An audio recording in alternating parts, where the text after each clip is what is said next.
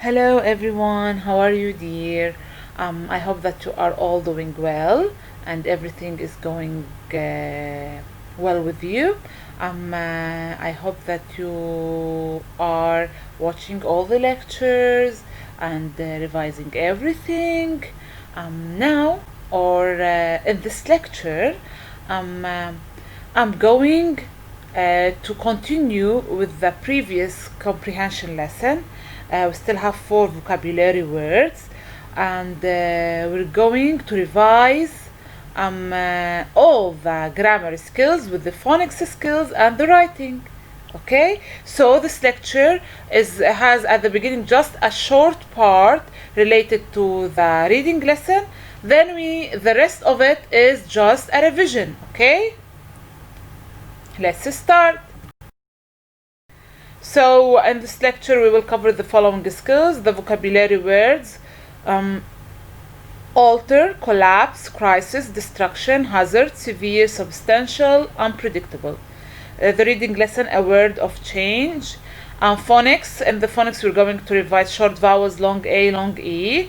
Grammar: we're going to revise sentences and fragments, types of sentences, subjects and the predicates, and we're also going to revise the parts of the paragraph.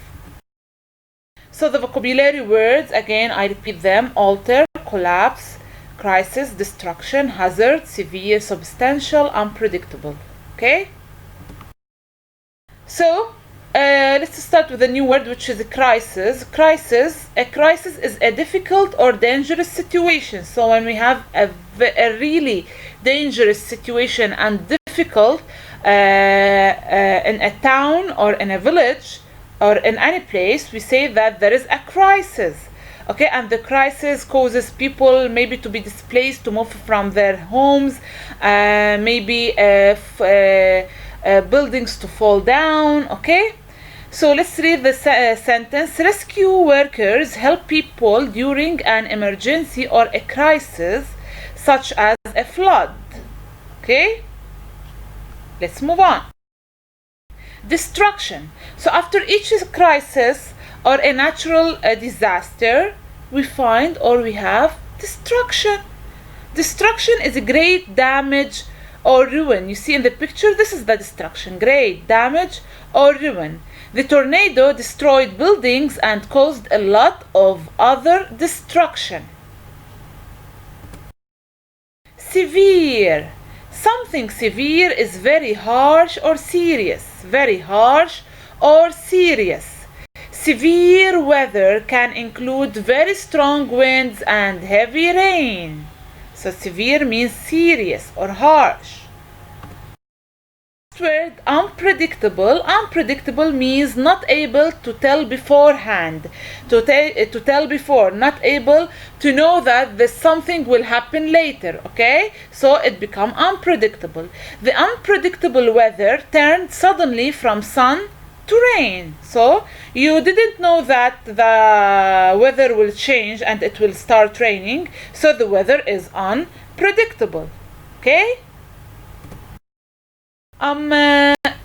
let's try to fill in with the words, the correct word. Definition. The first definition: A is a difficult or dangerous situation. So which word means a difficult or dangerous situation? Which one? Crisis. A crisis. Sentence: the earthquake destroyed roads and power lines and caused a great crisis. The second one: something of great amount, size or strength is substantial. Substantial. Here this is a revision for the word substantial. The blizzard dropped a substantial amount of snow in our area. Something that is a source of danger is a hazard. The fallen power lines were a possible hazard. To make different or change is to alter something. Alter. Both fast and slow processes alter the earth's crust. Okay? Something that cannot be announced ahead of time is Unpredictable because we cannot tell it before time. The novel's unpredictable ending gives readers an exciting surprise. Continue. To fall down or break means to collapse. A strong and flexible building should not collapse during an earthquake. Something that is serious. Something that is severe is serious. Sentence: the severe storm had dangerously strong winds. The last one: great damage or ruin is destruction. Natural disasters cause destruction to cities and towns. Okay, we continue now with the rest of the reading lesson. Let me remind you first of the title, A World of Change, and the genre is expository. Let's revise what we mean by expository text. The expository text explains facts about topics, includes text features like diagrams that show parts of something or processes, and headings. It includes headings which are subtitles. The heading tells what a section of a text is mostly about, or what a paragraph is mostly about. Okay, this is the genre. Fast and powerful. Fast natural processes like slow processes change the surface of Earth. But fast processes are much more powerful. They are often called natural disasters because of the destruction they cause. Volcanic eruptions and landslides are just two examples. Volcanoes form around openings in Earth's crust. When pressure builds under Earth's surface, hot melted rock called magma is forced upwards. It flows up through the volcano and out through the opening.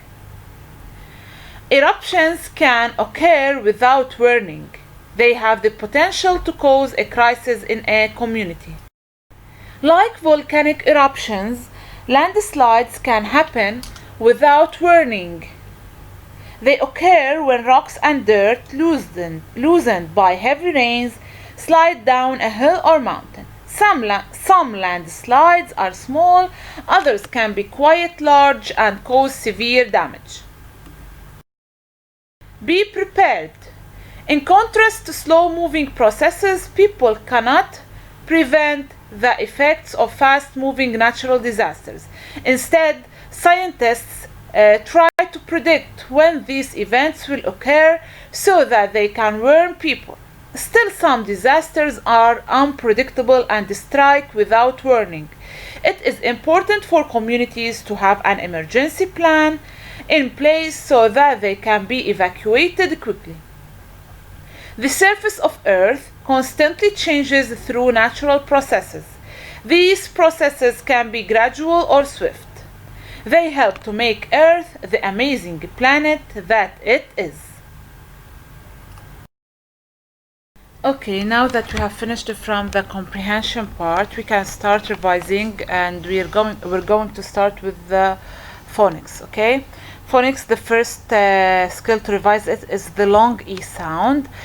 Sometimes it can stand alone. I just have the letter E, and it takes the long E sound, and sometimes it needs another letter. How? Let's. For example, in the first group here, it stands alone, evening, zebra. In the second group, I have the vowel team EA. They take the long E sound in some words. In other words, they take another sound, okay? Don't worry, through practice, you can know the words that take long E and the words that take other long sound. As here, breathe, league, squeaky, and healer. The third group is where I have double E to EE, and they give the long E sound. Sleek, indeed, reef, deed, speech, and wheeze. The fourth group, I have E consonant, silent E at the end. as in concrete and scheme. The group after it, I have IE, the vowel team IE. They take the long E sound as in belief, chief. Another group I have EY. They take the long E sound, honey, donkey. And sometimes I find at the end of the word the letter Y with no vowel. So here the Y plays the role of the vowel letter and it takes the long E sound as in family and weary. Short vowels as short A, like flat, cash, band, snack. Short E sound, bell, bell, left, shelf, wealth, step. Short I as grim, mill, hint. Short O as plot, dock, blot, odd, pond. Short U, some, plum, bluff, crunch. Now we move to the long A sound. Long A sound it's similar to the long E sound. It can stand alone sometimes as in acorn, apron, basic, major. And sometimes it needs another letter as AY, EY, AI, A consonant then silent E, EA or EI. As pray, clay, obey, they, drain, faint, pale, cane, break, stake, ate, and wait. Okay? So these are just the phonics.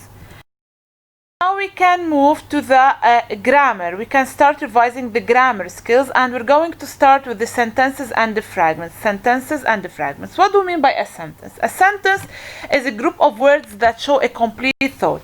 A group of words together that give me a complete thought, a complete idea. And a sentence needs the three main components. To say that we have a complete sentence, we must find these three main components: naming part, telling part, and complete idea. Example: there are many stars in the sky. If I read this sentence, I can figure out that I have naming part, telling part, and I have a complete idea. Then I have a complete sentence. But how is it different from the fragment? Here we can see the difference. A fragment is a group of words that does not show a complete thought. So a fragment, a group of words, but here they do not show a complete thought, and the fragment is missing a part. It's missing one of the three main components. Okay, so to say that there is a fragment, we have a group of words that miss one of the three main components to make a complete sentence. Examples: the first one, sneezed loud enough for the neighbors to hear. But who sneezed? Do I know who? No, so it is missing the naming part, so it's not a complete sentence, it's a fragment. Second example: the man on a deep cold blue lake. What about the man? What did he do? No telling part, so this is a fragment. Last example: when the teacher screamed. Okay, but what happened after that? What happened after the teacher screamed? There is no complete thought, no complete idea, then it is a fragment. Now we move to the types of sentences. As we said before or mentioned before, that we have 4 types of sentences, and each type has its own characteristics. First one, the statement. Statement, from its name, I know or I can figure out that a statement means that I'm telling something. So a statement tells us something, and it is punctuated by a period. Example: the girl in the white jacket is lost. The girl in the white jacket is lost. This sentence tells us something about the girl. Okay, it tells us something about the girl. So the statement it states, and it must end with a period. Kind is the command. A command gives an order or a request. Order when you're telling someone to do something, or a request when you want something from someone, so you ask for it.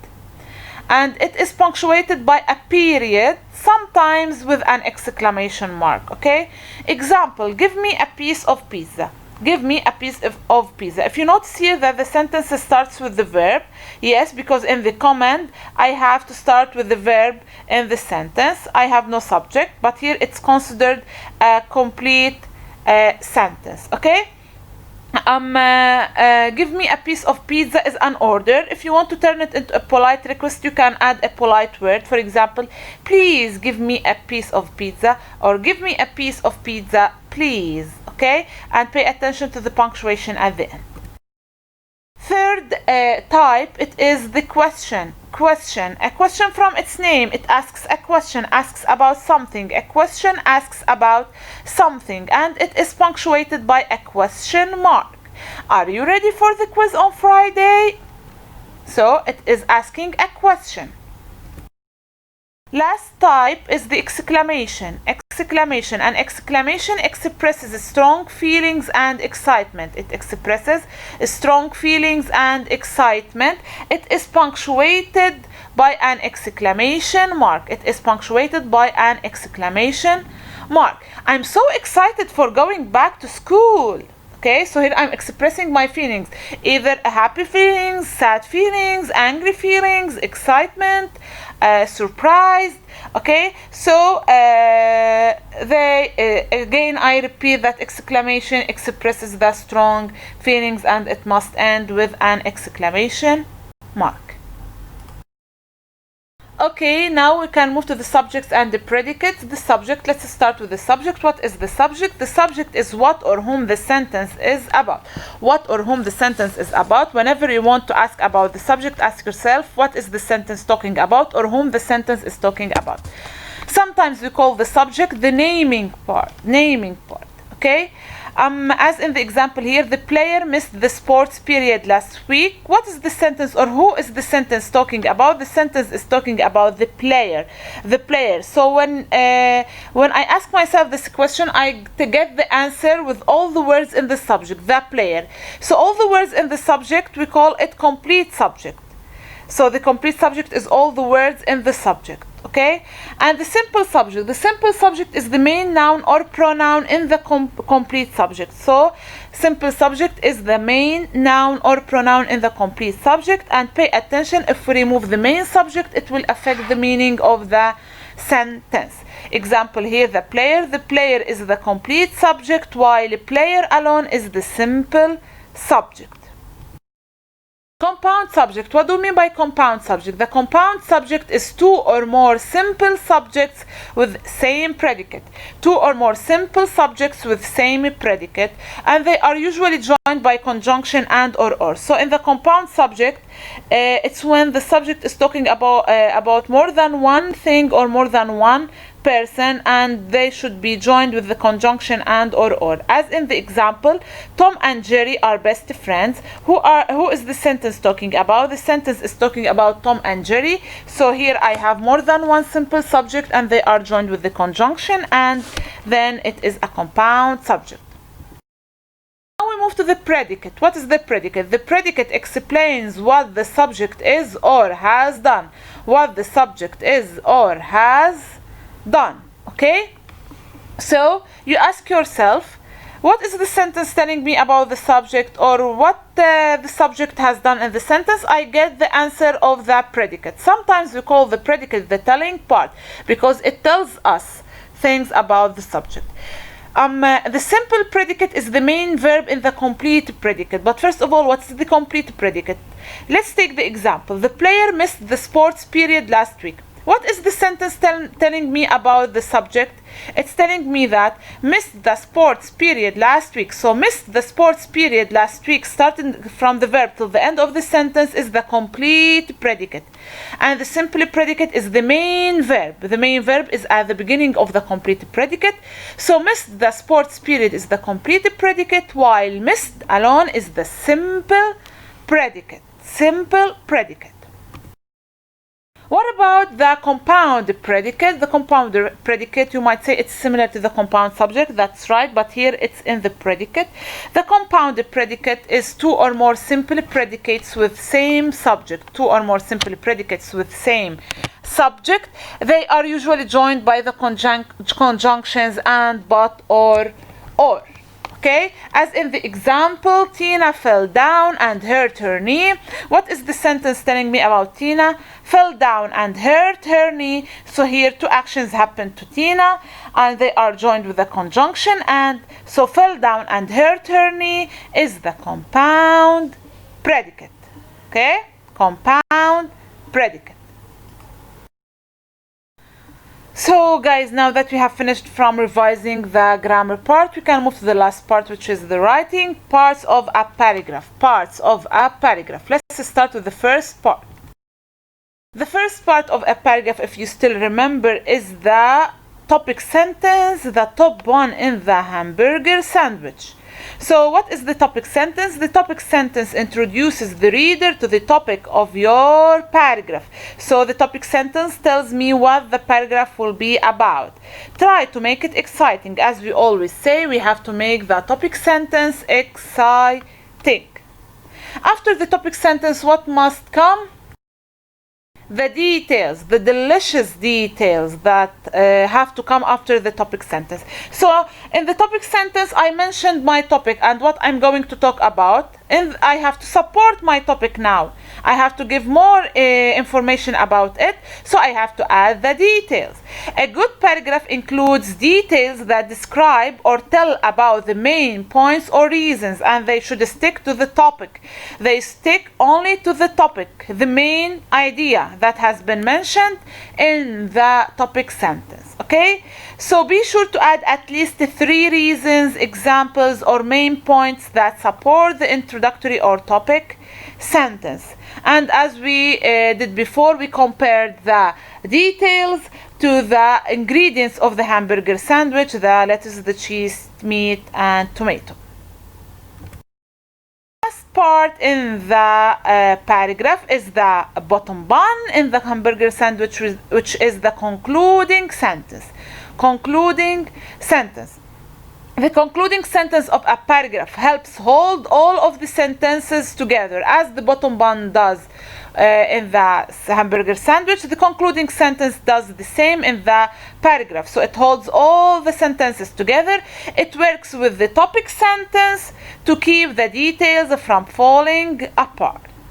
The concluding sentence should be interesting and let your reader know that you are finished writing. It wraps up everything.